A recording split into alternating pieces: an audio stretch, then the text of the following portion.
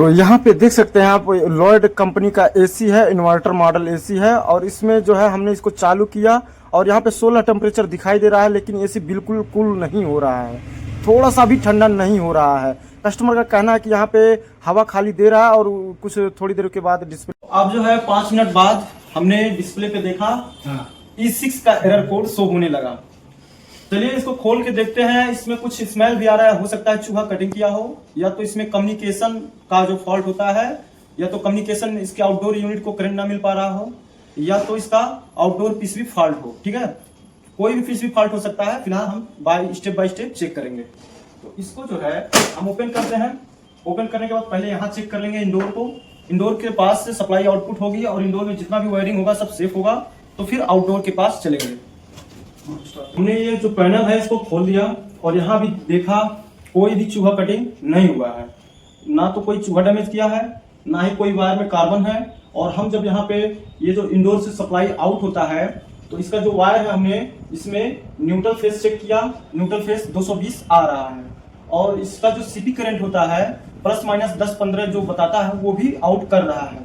तो इसका मतलब ये है ये केबल हमको अब ऊपर तक चेक करना होगा।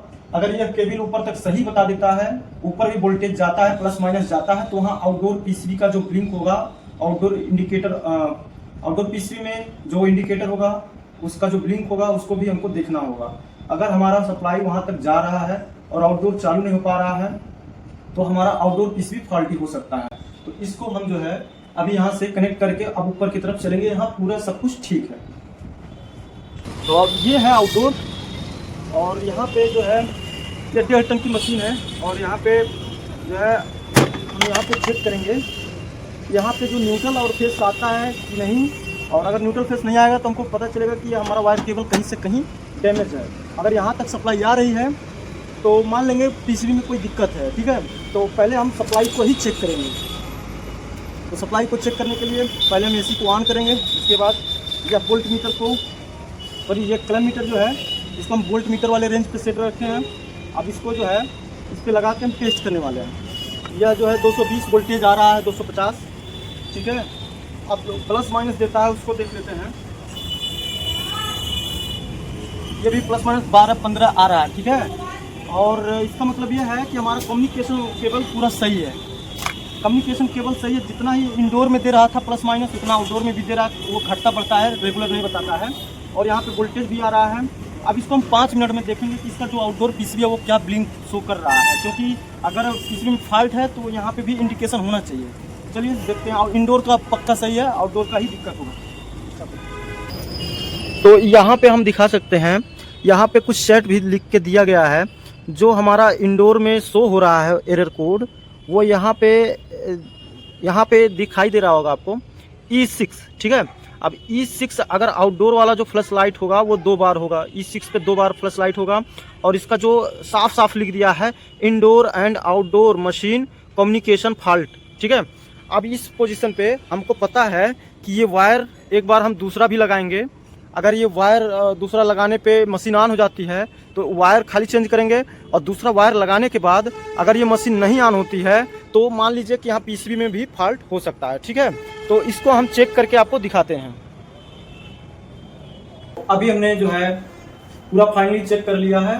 अलग से हमने एक कम्युनिकेशन के लिए हमने अलग से केबल देख सकते हैं डाला इसमें, कि अगर कहीं केबल में कोई कार्बन या केबल में कोई फॉल्ट होगा तो वो जो है E6 का एरर आपको दिखाएगा।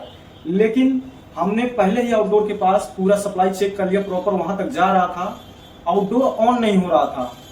तसल्ली के लिए हमने दूसरा केबल भी लगा दिया और अच्छे से। तो इसका मतलब ये है आउटडोर यूनिट में चल के हम आपको एरर भी शो करा देते हैं।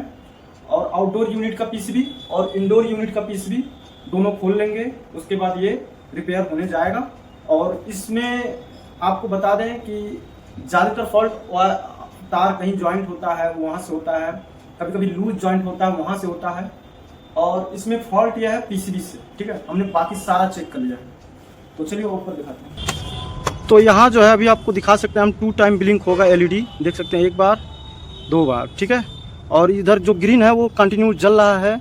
और यहाँ पे एरर है तो ये रेड इंडिकेटर जो है 2 बार ब्लिंक कर रहा है। ठीक है, तो ये जो है हमने अलग से हमने जो है वायरिंग भी किया और इसका प्रॉब्लम ठीक नहीं हो पा रहा है। पीसीबी फॉल्ट है, पीसीबी को अगर हम रिपेयर करें तो ये सही हो जाएगा, ठीक है। तो इसके लिए हमको इंडोर आउटडोर पीसीबी ले जाना रहेगा, ठीक है। तो इतना अगर इस टाइप का कोई भी फॉल्ट आए तो इतना आपको चेक करना रहेगा और इतना अगर आप चेक कर लेते हैं तो आपका फॉल्ट पूरा ठीक हो जाएगा।